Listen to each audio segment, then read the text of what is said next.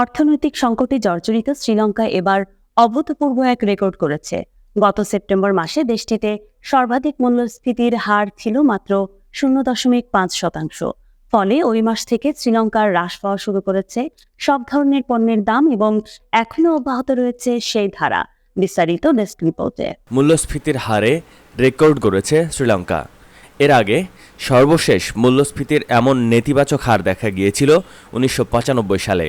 ওই বছর শ্রীলঙ্কায় মূল্যস্ফীতির হার নেমে গিয়েছিল 0.9%। তার আগে 1985 সালে এই হার নেমেছিল 2.1%। সেই হিসেবে বর্তমানে মূল্যস্ফীতির যে হার তা নিশ্চিতভাবেই 1948 সালে ব্রিটিশ ঔপনিবেশিক শাসনের পর শ্রীলঙ্কার গত 76 বছরের ইতিহাসে এই প্রথম। অথচ মাত্র 2 বছর আগে 2022 সালে শ্রীলঙ্কার মূল্যস্ফীতির হার পৌঁছে গিয়েছিল 69.80%। খাদ্য, জ্বালানি, ওষুধের মতো নিত্য প্রয়োজনীয় পণ্যের দামের আক্ষরিক অর্থেই আগুন ধরে গিয়েছিল।